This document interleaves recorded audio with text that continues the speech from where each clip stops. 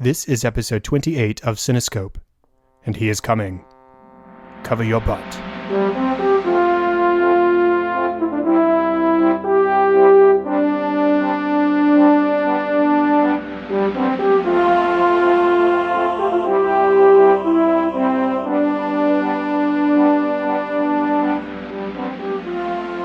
Welcome to Cinescope, where our goal is not to criticize or to assign ratings, but rather to celebrate the movies we love, exploring story, characters, music, and relevance to the world around us. I'm your host, Chad Hopkins, and joining me today is Dave Trumbore to talk about one of our favorite films, The Lego Movie. Dave, how are you doing tonight? Doing just fine, Chad. Thank you for having me on the show. I appreciate it. No problem at all. I'm excited to have you on the show. How about you tell us a little bit about who you are, and then I'll talk about how we know each other a little bit. Sure. So like Chad said, I'm Dave Trumbore. I'm an associate editor for Collider.com, where I write news and reviews for TV shows and movies with a special focus on animation. I also contribute to Nerdist's Science channel, so if you happen to be on their website, you might have seen my name pop up over there. I'm also a co-host for the Saturday Morning Cartoons podcast, where we revisit, review, and ridicule some of the world's weirdest animated series. I was actually listening to your Saturday Morning Cartoons Ed, and Eddie episode on the way home from watching another movie tonight, which I'm going to leave a surprise for the listeners for now because it's pretty cool, and they'll find out soon enough. Definitely. But yeah, I think the way we found on each other on Twitter, it was actually through Destiny, of all things. Correct me if I'm wrong, but I think I had seen like you tweeting it or something, and I tweeted back. I'd been following all the people in Collider for a while, and then we just started interacting a little bit over Destiny the game, which is something that we've talked about on the show. And it just sort of blossomed a little bit from there. And we chat every now and then on various movie-related things most of the time. Yeah, that's the cool thing about social media is you never quite know where you're going to cross paths with somebody next. So it's interesting that you do your movie podcast, and you obviously have an interest in movie, TVs, video games, the same kind of cultural, area that we all exist in. And then I've been writing for Collider for about 6 years now. But I just started to get into sort of Twitch and video game streaming over the last couple of years. So it's just kind of funny how those kind of intersected. And now here we are. Exactly. And I love Collider. They're one of my favorite news sites as far as entertainment news goes. So definitely everybody go check out Dave's work there, and Saturday Morning Cartoons and Nerdist, of course. Yeah, appreciate that very much. Now, before we get to talking about our movie tonight, just a quick reminder to everybody, go to iTunes and please consider helping out the podcast by rating and reviewing and subscribing. As I say every week, it's a big help, more than you could possibly know, unless you have your own podcast, of course, and then you know exactly how much those things matter. So please take a couple of minutes out of your day and consider giving us that boost, and we definitely appreciate it. And with that aside, Dave, are you ready to talk about the Lego Movie? Let's get to it. Excellent. So this movie was released on February 7th of 2014. So as of tomorrow, that is 3 years ago. It was directed by Phil Lord and Christopher Miller, who also directed Cloudy with a Chance of Meatballs, 21 Jump Street, 22 Jump Street. And they're also set to direct the upcoming Han Solo Star Wars spinoff film. So we have that to look forward to in the not too distant future. The movie was written by Lord and Miller, and the music was by Mark Mothersbaugh, who's known probably primarily from Devo, the 80s electronic band. And he's been very involved with Rugrats, the Nickelodeon cartoon in both TV and film, Halloween Town, and Halloween Town 2, Calabar's Revenge for Disney Channel, Hotel Transylvania 1 and 2, Cloudy with a Chance of Meatballs 1 and 2, both 21 and 22 Jump Street, and the upcoming Thor Ragnarok. This movie stars Chris Pratt, Elizabeth Banks, Will Ferrell, Morgan Freeman, Will Arnett, Nick Offerman, Allison Brie, Charlie Day, Liam Neeson, Channing Tatum, Jonah Hill, and Kobe Smulders. So we've got quite a stacked cast in this film. Now, what was your first experience with this movie, Dave? Yeah, so I was actually trying to think back. Like you said, it was just about 3 years ago, and that was actually around the time that I had come to Atlanta from LA. So I'd been in LA for about 2 years. And I actually moved to Atlanta in the fall of 2013, I believe, to be with my current girlfriend. And we actually went to go see this movie together. Now, I was talking to her earlier today, and it was like, was this for work? Did we have free passes? Like, what was the deal? Why did we go to this thing? Because we don't go out, believe it or not, as movie reviewers and movie critics, I don't actually get to see movies in the theater all that often. Mm-hmm. So this was kind of a special treat. But it turns out it was just kind of like a fun Saturday morning thing to do. I don't think there was any real specific reason that we went to it, but it was just a nice Saturday morning out, and we were super thrilled with the result of the Lego Movie. It was a heck of a good time, a lot of fun, and every once in a while that theme song to the movie still gets stuck in your head, so it's definitely stayed with us the last 3 years. Was your excitement level pretty high going into the movie? Do you remember? It was my expectations were kind of low, only because I wasn't, I was a Lego fan when I was a kid, but I hadn't gotten into the sort of multimedia that they've grown into, which I think is absolutely brilliant. I mean, the Lego toy to begin with is brilliant from a physics and physical standpoint, but also from sort of a merchandising and marketing standpoint too, because they've kind of created this one base toy that can then be, branched out into any different thing that comes across the cultural landscape. And that's just a brilliant thing to do. And one of the things that the Lego Movie did was kind of take that to another level. So for me, I was like, this is a cool idea, but I don't know how well it's going to be executed. The only thing I was really interested in was seeing how Lord and Miller handled the property, because they had already come off a couple of successes in the comedy world, live action comedy. I actually had a chance to interview them on set for, I believe it was 22 Jump Street. So that was kind of my excitement for the movie, was seeing how they handled animation and how they followed up the success of their earlier movies. Great. For me, I don't remember my exact level of excitement going in. At the time, I was a co-host of a different podcast, the Movie Bite podcast, which I've talked about on the show before with my friend TJ Draper. And so I don't remember if it was more of an obligation that I went, but I think there was definitely some sort of level of excitement. I did see it opening weekend, and at the end of the day, or its period of time in theaters, I saw it 4 times in theaters. Oh, wow. Yeah, I love this movie, Dave. It's one of my all-time favorite animated movies. I'm really excited to talk about it. And for me, I've always been a fan of more the Lego video games than the Lego product itself. I certainly had like the Harry Potter sets, I think was my main Lego focus growing up, is I had all the Harry Potter collector sets. I don't have those anymore because I gave them away, but that was my sort of gateway into Legos. And then from there, the Lego Harry Potter video games and the Lego Star Wars video games, for sure, those were first.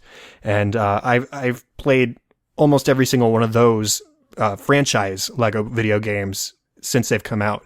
And this one has sort of spawned the Lego Dimensions video game, which I'm still a big fan of. I have every set for Lego Dimensions, and there are actually some pseudo tie-ins in this movie or in the video game that are a result of this movie, I should say.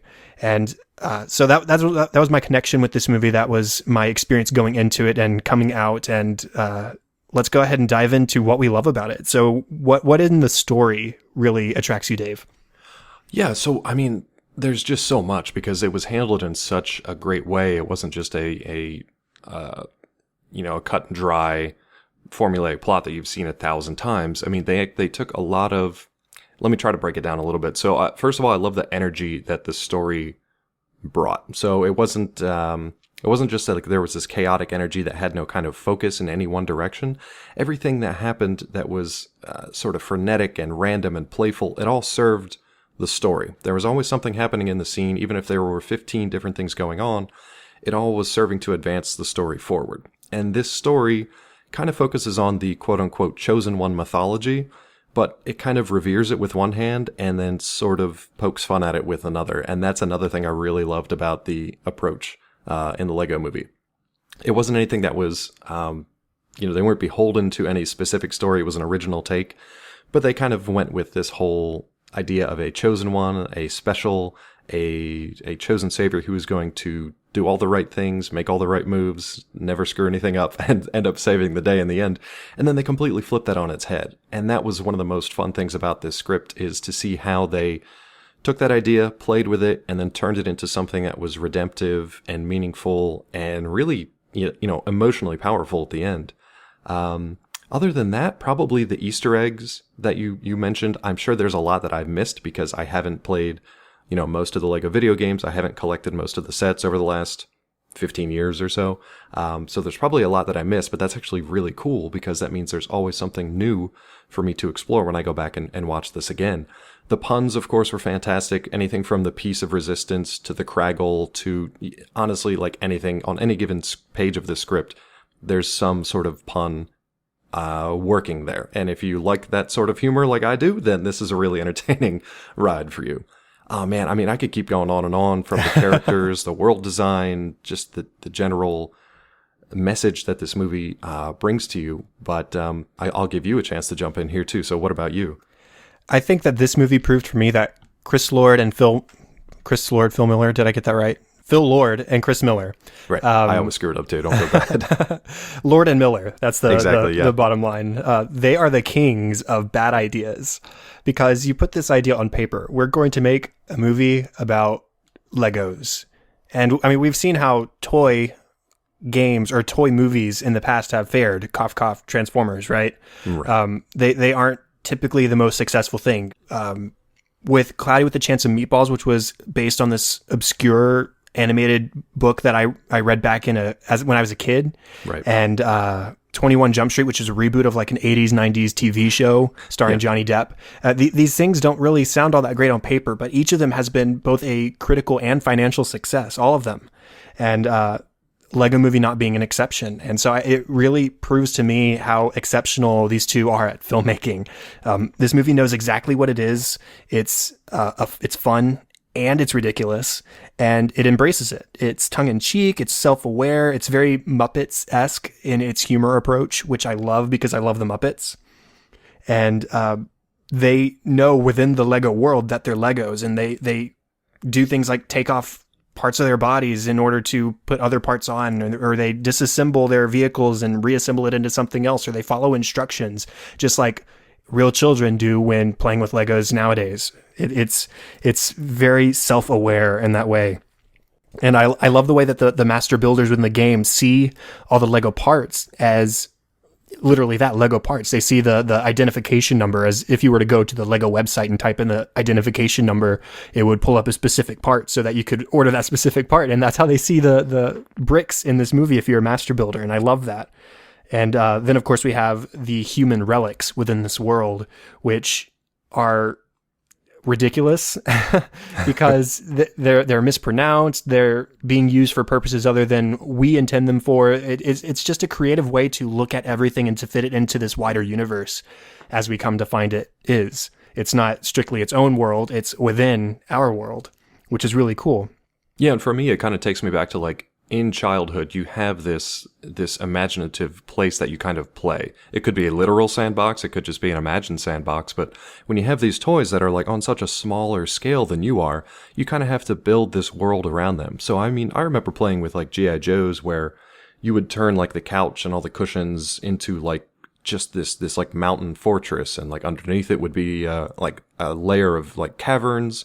And then up the side, you'd have to like climb a rope. And I mean, kids are so imaginative, but it's almost like Lord and Miller never grew up, or at least never lost that. They still have that playful imagination to them, but they do it in such a way that it's structured and it makes sense. And it's not just chaotic and random and without purpose. It's really surprising that they're able to pull these things off so well. And to take the idea of Lego, hit all the beats that you expect to see in a Lego franchise, but also play with it in a way that is, like I said, playful, entertaining, and really emotional too. They do a fantastic job across the board. You really can't say enough good things about it.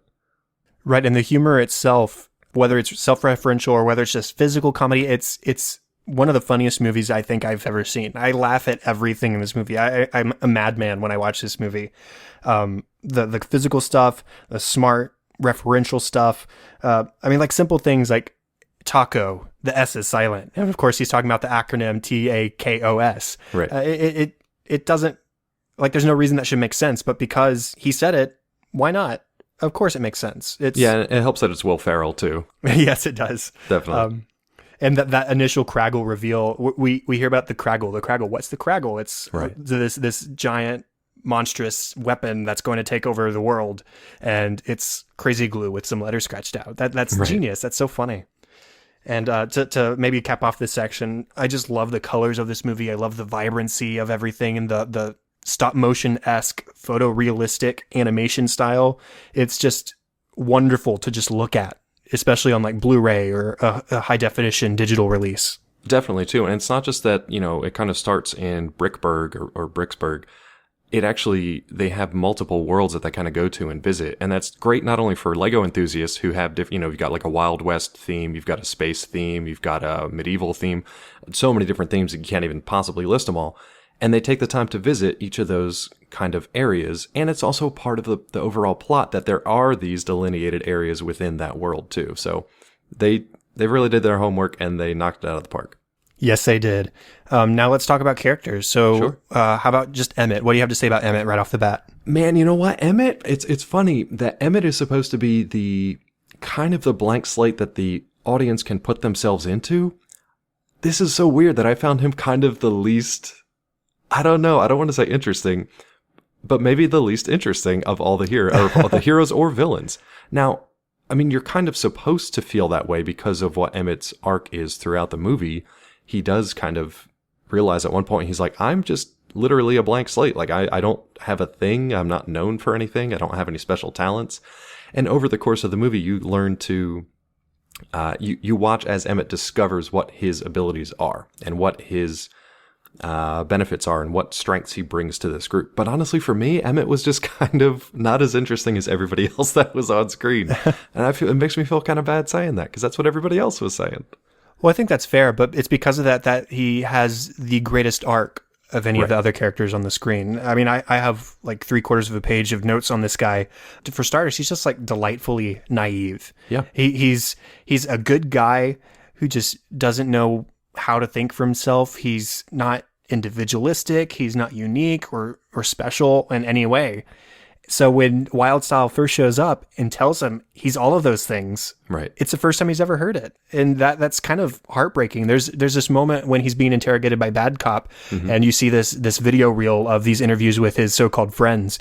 And some of them don't recognize him. Some of them just say, these other guys have a thing. Emmett just does everything and says yes to what he's been told to do.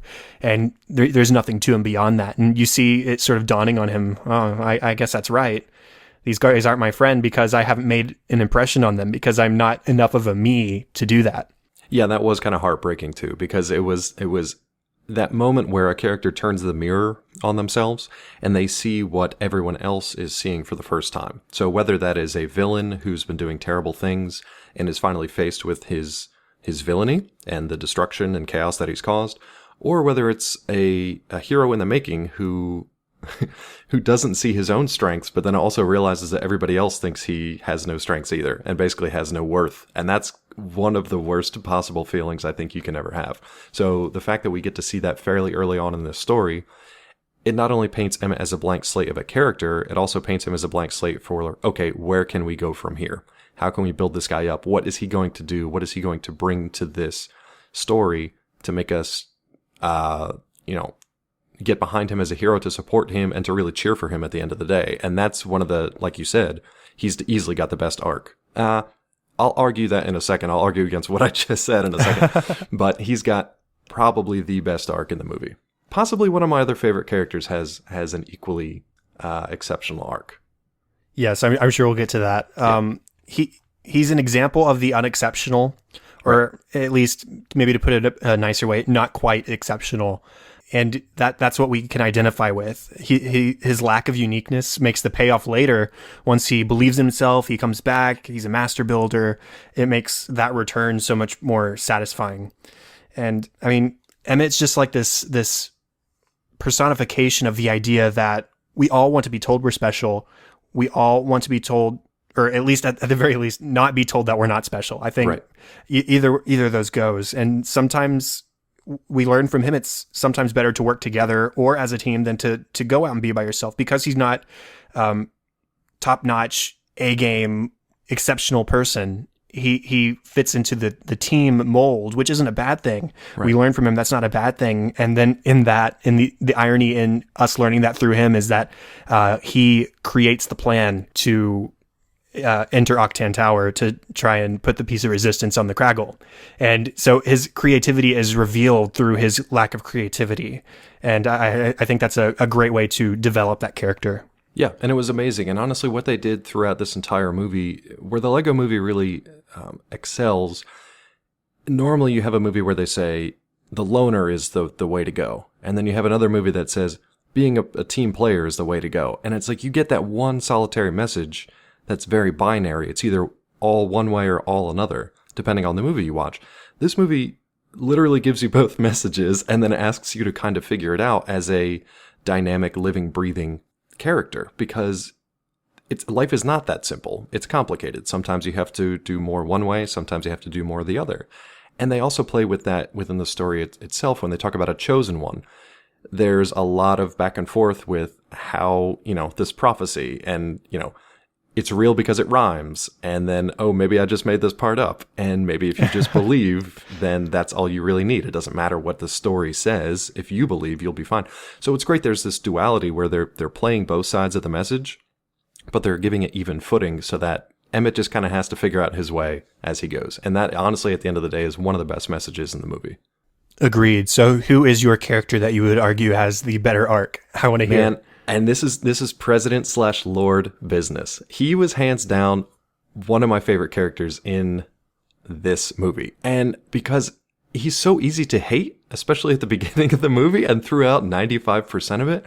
But that last chunk where we really get to see the truth behind President and Lord Business, the reveal of the man upstairs, what is actually going on with this Lego world and how it actually kind of exists as almost a frame story for a whole other world that exists outside of this Lego universe. When I first saw that in the theater, that blew my mind because I was not expecting it whatsoever. I thought it was very clever. I thought it was well done. But then just that was the real emotional gut punch. You'd spent all this time with these actual Lego characters, and then, spoiler alert for a 3-year-old movie, there is a live action section that comes in here, and that's where flesh and blood characters interact with each other to really hammer home the message of this. So it's rare that you get to see a villain who is very good at being a villain on one end of the movie and actually gets a chance at redemption, even though he's been defeated, gets a chance at redemption at the end of the movie. And you rarely get to see that full arc for a villain. They're usually just defeated. They disappear in a puff of smoke or they're sent off to jail, and that's it. You never get to see them actually be rehabilitated within the course of a 90-minute movie. So I really have a tough time picking someone better as a favorite character than Lord Business. I'm actually inclined to agree with you on this one because it's Lord Business / the man upstairs, right. That character that I do find the most emotional resonance with. And I wouldn't say the best kind of villains do this, but one of the most interesting ways to frame a villain is to show him doing the wrong things for what in his mind are the right reasons. Sure. He's not just a purely evil character. He sees chaos in the world and he's just trying to reduce that chaos. And of course, going about it the wrong way, trying to super glue everybody down, that's not exactly the way to accomplish a goal like that. Exactly. But that having him have positive motivations behind his actions allows him that redemption at the end. And I love that. There's the moment when Will Ferrell looks down and he pulls out the bad guy. He's told that the bad guy is in there and he pulls it out and, oh, snap, this is me. Yeah. And he looks over to his son and he just gives this look that breaks my heart because he realizes that he is the bad guy in his own son's story. And it's not like a cool bad guy. It's a bad, he's just the bad guy. He's not, it's everything that he doesn't want to be. And he looks around the room and he sees all these do not touch signs and he starts exploring the space and he says, wow, did you make all this? And he realizes his son's own creativity that he's stifling. And he just has this moment where he thinks to himself, am I doing the right thing as a parent? Apparently not, if I'm the bad guy. And then they share this embrace. And it's at the same time where Lord Business within the Lego tower shares an embrace with Emmett, which is funny. But that's the moment in the movie that I definitely sort of get misty-eyed or tear up the most. Because I mean, I'm a sucker for those father-son kind of relationships, but the way it builds and the way it links together from the real world to the Lego world really emotionally resonates with me. Yeah, and it's really hard not to. I mean, that's the moment for the movie. If that lands, like I think it does for most people, then you've sold the entire movie. Everything up to that point and everything that comes next is great, but I mean, that is the emotional anchor point for this movie. So if that message reaches you, fantastic, they've done their job. And if it doesn't, well, I don't quite get it because every time I watch it, it really hits home for me. And it's just such a great message because, the man upstairs, not a terrible guy. Like you said, he's just he's very controlling. He wants order instead of chaos. He wants things his way. And then it serves as the frame story for the whole world of Legos where, they have this legend where once upon a time, different characters from different lands were able to intermingle together, and they were able to create freely, and they were able to make all kinds of wondrous and imaginative things. But then this kind of regime came in that locked everything down, sometimes literally with the crazy glue, and drew up walls, built literal walls and drew lines in the sand and separated everybody out and kind of put them in their own packages. And this movie, again, it oscillates between those two things. I think it exists in a spectrum where you've got rigid, crazy glue order on one side, and you've got like crazy Cloud City bonkers craziness on the other side, but everything exists somewhere in the middle of that kind of fluid spectrum, and they play with that on both sides. And that to me is like a message that I will try to carry out throughout my future endeavors, either as just a person in the world, as a hopeful parent someday, and as a creative person as well. Something that'll really stick with me.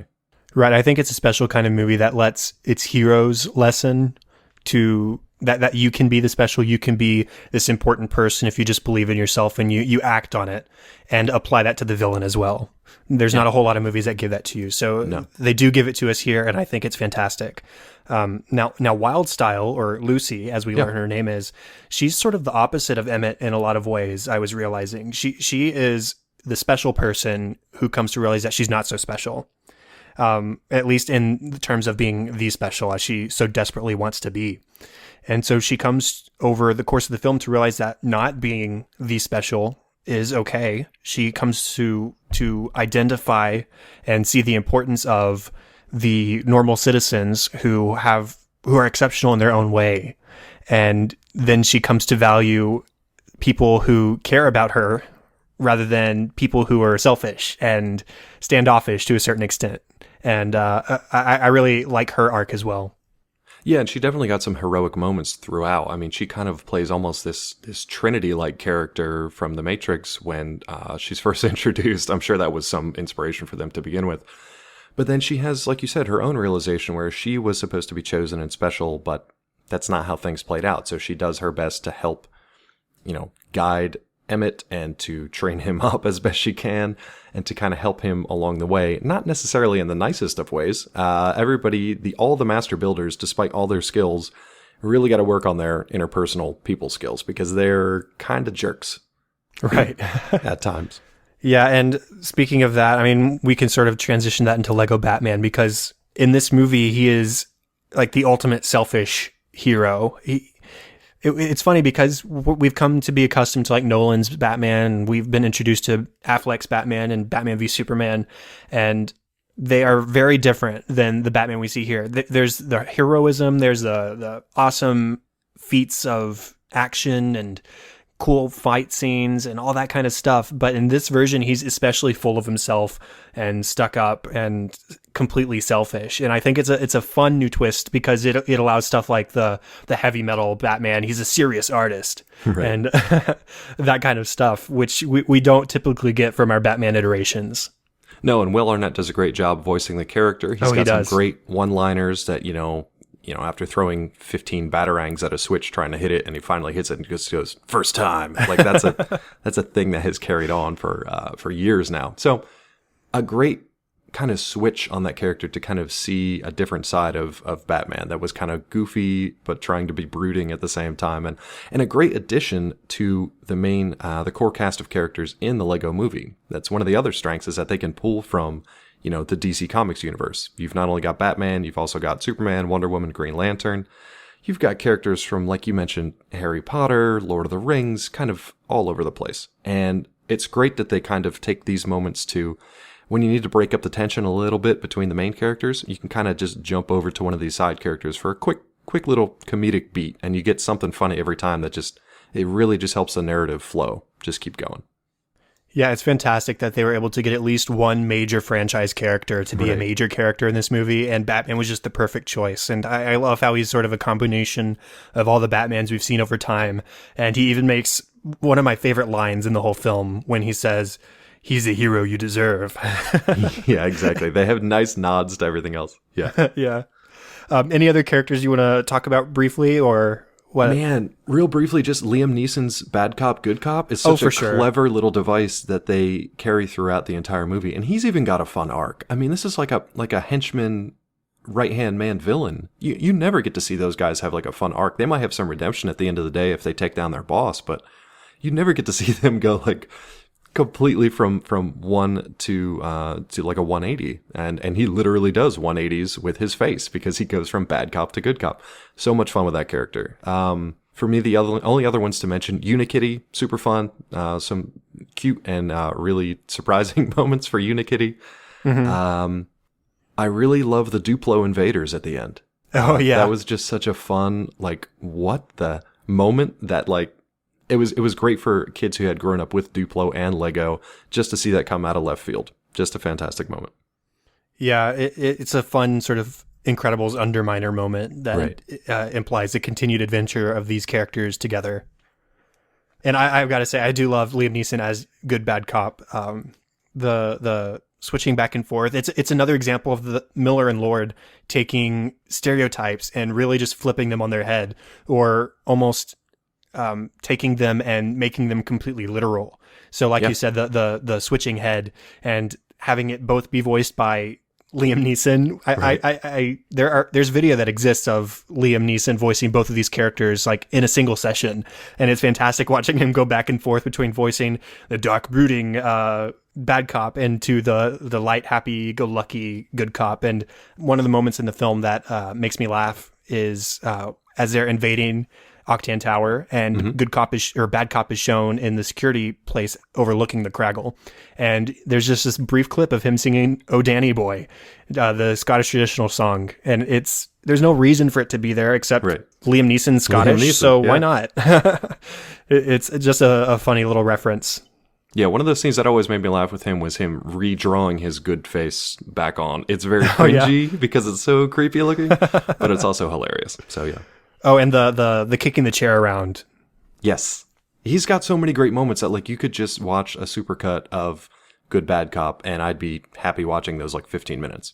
Totally Me too. Happy. Yeah.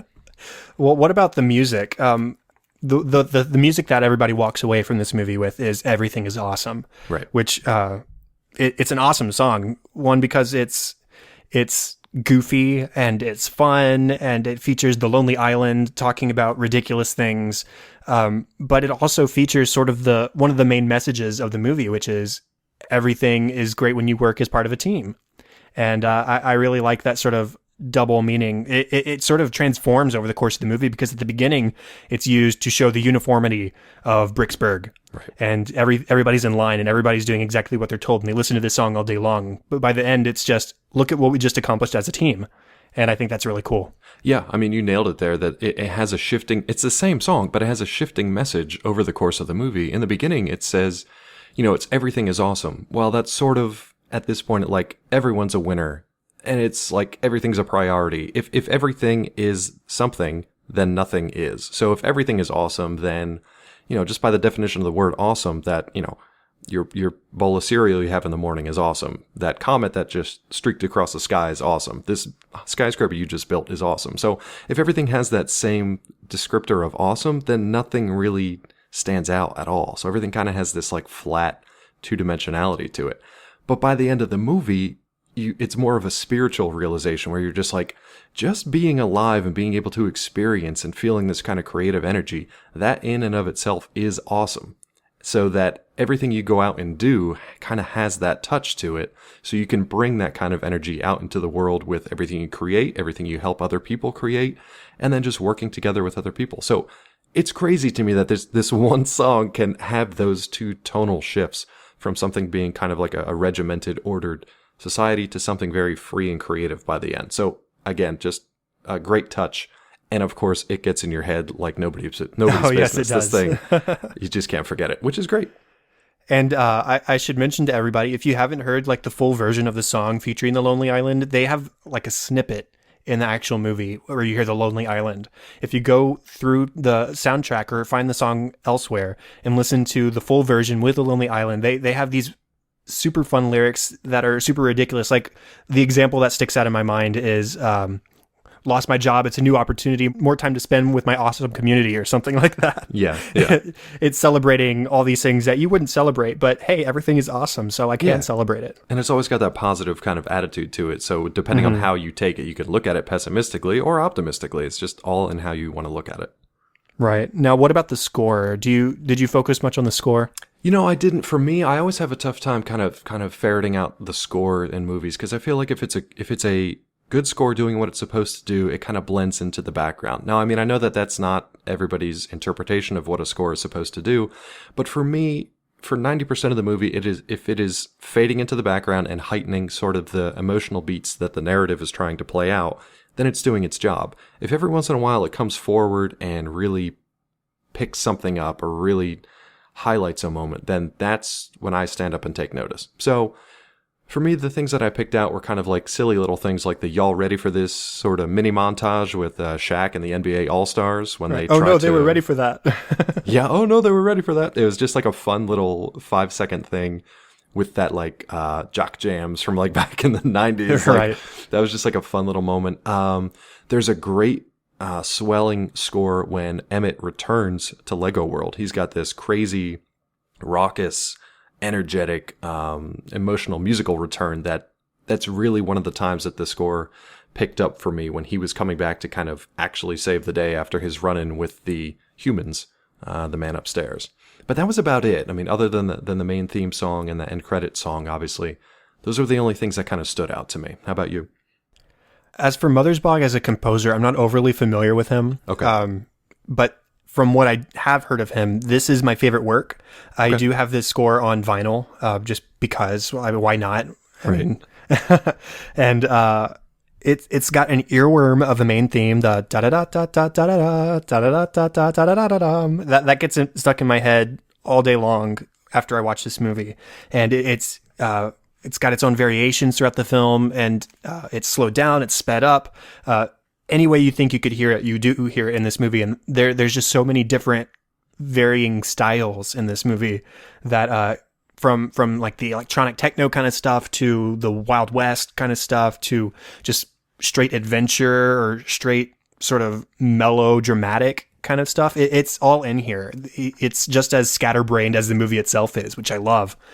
That track you mentioned as Emmett Returns is one of the ones I highlighted. It's called I'm a Master Builder. Okay. And other ones that I wrote down, if you want to go through and listen, there's the prologue as we zoom in to the place where the Craggle is being kept, and Vitruvius tells us to hold your butt. Right. Or watch your butt, and that's just a fun introduction to the movie. And then we hear stuff like there's another track called Saloons and Wagons, where we get the piano version of Everything is Awesome. Right. And then Requiem for Cuckoo Land is different because this is right after Cuckoo Land has been destroyed by Good or Bad Cop and company, and they're all down in the submarine and they're looking up, and Unikitty has this it's a tearjerker of a moment because she's looking up and she's trying to think of things to make her happier, and she's clearly failing because her home and people she loved were just destroyed. And it's a surprisingly depressing scene, and the music definitely helps that to come to fruition. And then one other moment that I did write down was Wild Style Leads, which is when she gives her speech about it not being Taco Tuesday, but Freedom Friday, but still on a Tuesday. And it's just a good rousing moment in the score overall that I really enjoy. Yeah, that's great. I got to go back and take a listen to that just kind of without the visuals, just to kind of just hear it and see what comes through. Yeah, the score itself has the same energy as the film, which I really love. And I think it's pretty listenable on its own outside of the film, and at the same time still be able to sort of picture the film in your head as you listen, which I love scores that can do that. Yeah. And Mothersbaugh, like I mentioned earlier, is set to score the upcoming Thor Ragnarok. And I mean, just based on the eclectic nature of his writing here, I'm excited to hear what he does for Thor. Yeah, anytime his name pops up, I always listen quite literally because, I mean, I remember from back in obviously the Devo days, but then the Rugrats days, he's done just a ton of cartoon scores, some that you wouldn't even think of. I mean, there's some that are escaping me right now because they're so obscure. We just happened to cover them on the podcast, and I was like, wait a minute. I think it was actually for Rocket Power. There was, oh, really? I think it was Mothersbaugh and Devo They took on a different name. It was some sort of like surf rock name, and I can't remember right now, but yeah, they did the Nicktoons Rocket Power theme song. Wow, that's really cool. And then I think they actually released a surf rock album just after that. So it must have just been like some sort of experimental thing for them. But yeah, anytime that guy's name shows up, I take a listen because it's always good. It's always interesting, at least. Now let's move on to the lessons part of the podcast, or the relevance. And, I'm not going to turn this into anything political. Sure. But watching this movie, this was the first time I'd watched it in a couple of years, despite having watched it 4 times in theaters, at least in its entirety. And there is a lot of stuff in this movie that is incredibly relevant to the American political climate today. Yep. Would you agree? Oh, yeah, absolutely. I think, unfortunately, you can kind of take any decent movie with any basic moral message that little kids are supposed to get and apply it to lessons in the political climate today. It's honestly gotten that bad that we need to be just like, look, just like go watch Bambi, go watch the Lego movie, just please watch a cartoon movie meant for kids, pick a Disney film, any of them, and just see if you can't reconnect with that like 5 or 6 year old, like that's still inside you somewhere. Because somewhere along the line, we've kind of lost track of these very basic moral tenets that are supposed to guide us through the rest of our lives. And this is, honestly, for me, one of the reasons I still try to watch cartoons, to keep that kind of emotional tether so I don't become a president or Lord Business and get so focused on the numbers and the structural things of the world that I forget how to be creative and playful and fair. Right. Man, there's so many things you could draw from this movie, and so many things going wrong in politics today that you might need another podcast just for that. Right. I mean, Ellen did the same sort of thing on her show recently, talking about Finding Dory and its political implications today. And I mean, we can do the same thing. Let's just talk through this. So, Sure. The Lego movie is about an overreaching government trying to enforce their whims on the society, and the society of people come to work together to show that government that they're not okay with it. And watching that this time around, I was just thinking to myself, this is today. This is what is happening. And I think it's important to show that, again, I'm trying to not get too political, so I'm about to drop this, but basically do what's right, work together, show people you care, and everything will be awesome. Yeah. I mean, what's interesting is that you can, to an extent, you can kind of look at movies like this from both sides, because the current political situation and landscape is complicated. But you can only take that metaphor so far, depending on the side you're on, because most of these do come back to sort of just moral decency and not the not extrapolating that into any sort of like legislation or any sort of like more complicated constructs in the real world. It always comes back to a golden rule and asking people to kind of just like pause for a moment, take a step back, ask yourself like, what am I doing? Like, just look around for a second. Stop being so narrow focused in on your world that you're building that you lose sight of the world around you and the rest of the people in it from all different sorts of backgrounds, whether it's Wild West or a giant pirate made out of, metal robot parts or whatever it is. Just take that moment to kind of look back, notice that there are other people around you, and ask like, am I doing the right thing, the best thing? Right. And that's one thing that this movie, it was nice to kind of go back and watch this again, because it's like, okay, I'm still good. I've still got that emotional tether. I still feel something from this movie, so I think I'm okay still. And relating to the ideas of teamwork and creativity and working together, one of my favorite moments in that final scene where Emmett is talking to Lord Business, he says, look around you. Look at these people who are being inspired by each other and by you. We inspire each other. We being inspired by each other is important, and to act on your ideas. Don't stifle yourself. Don't stifle others. Be yourself. Look at somebody else and be inspired by what they are doing. And that goes in hand with the working together, the being inspired by each other as well.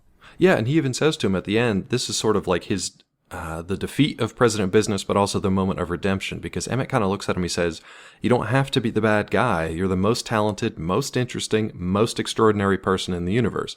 You are capable of anything because you are the special, and so am I, and so is everyone. Now, I know you can take that as like, oh, everybody's special. But honestly, if you just kind of take that to heart and realize that every individual, unique person has something individual and unique to offer, and that you only find out what that is and encourage that to actually come about if you kind of work together with people from different backgrounds, different belief systems, different upbringings. The only way you're all going to aim for the best possible scenario for everybody involved is if you encourage those different voices to come out. Because guess what? They might just have a really good idea that helps to save the day. Exactly. And whether it's the boring Emmett or the super talented Wild Style, you never know where it's going to come from. It could even be President Business. And I mean, separate from the ideas of teamwork and creativity, sometimes it is important to realize that you are more than just a small part in a bigger play. You can sometimes be the major character. You can be the hero. For example, at the very, very beginning of the film, when Emmett finds the piece and he touches it and he has his quote unquote vision, you can actually hear in the background Finn, the human child character, says, "It's your turn to be the hero." Yep. We can all have our turn to be the hero. To be special, you just have to believe you are. And likewise, it's hard to be special when everyone tells you you aren't. So it's another example of encouraging each other, not putting people down, Right. but also just continuing to put that faith in yourself that you can rise to be more than maybe what you are or what you have been, and more certainly than what other people tell you you can be. Yeah, and who knows, at the end of the day, you might just find yourself hanging out on a double-decker couch with all new friends. Exactly. And who doesn't want that? It's a great No, idea. I certainly want that. Any other sort of takeaways from the movie? From the movie itself, not really. I'm just so glad that you invited me to come on the show so I could have an excuse to watch this again, because it had been a while, and I'm really glad that I watched it again. It's a feel-good movie. If you need something kind of lift you out of the sort of the quagmire that social media has become lately, and just need something fun and silly and frenetic and heartfelt, then yeah, just pop Lego Movie back in and just watch it for about an hour and a half. You'll feel a lot better. Oh, for sure. I actually talked with my friend TJ, about Lego Movie just last week. And so I watched it for that recording of his podcast, and I rewatched it in order to talk about it on this podcast, because I sort of I approach things differently for this show than I might for another. And even watching it that first time, I was looking forward to the second viewing, because it's just a movie. Like I said, it's one of my all-time favorite animated movies. I laugh at everything like a crazy person. And at the same time, I get teary-eyed in the moments when I'm supposed to. And it's just a movie that fills every end of the spectrum for me. Yeah, well said. Well, great. I guess that is the end of the official 28th episode of Cinescope. Thank you so much, Dave, for joining me. Hey, thanks for having me. Pleasure to be here.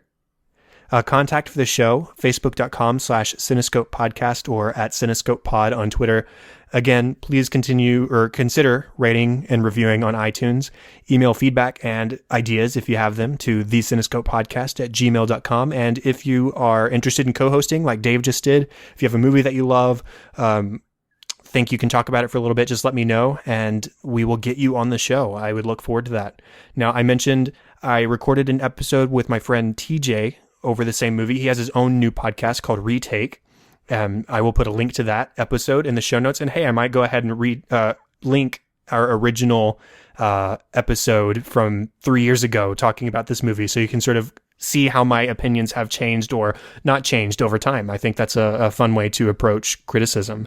So, Dave, where can people find you online? Sure, the best place to find me is probably on Twitter. I'm at Dr. Claw MD. As I mentioned, I'm a animation enthusiast, so hopefully Inspector Gadget fans out there will pick up on that reference. Otherwise, you can find me at collider.com, nerdist.com, and actually at davetrumbore.com, where I have some fiction writing of my own up. You can also find me SaturdayMorningCartoons.com, and remember, that's morning with a U. That's a podcast that I co-host with a buddy of mine, Sean Paul Ellis. And we're about to celebrate our 3rd year, and I think we've got 142 episodes in the can. And we go back and watch all kinds of crazy cartoon series from all sorts of decades, from the 40s and 50s up until today. And we've been having a really good time with that. We'd love it if you come check us out. Again, that's Saturday Morning Cartoons. Yeah, and like I said, I was just enjoying an episode of that on my way home tonight before I was recording this episode with you. So I can definitely recommend Dave's show to everybody out there, and definitely go find him in his other social endeavors as well. Much appreciated. The best place to find me is on Twitter at Chadadada, that is ChADADADA, and then on Facebook.com/Chad.Hopkins. All the show notes, all my contact information, all Dave's contact information can be found at thecinescopepodcast.com.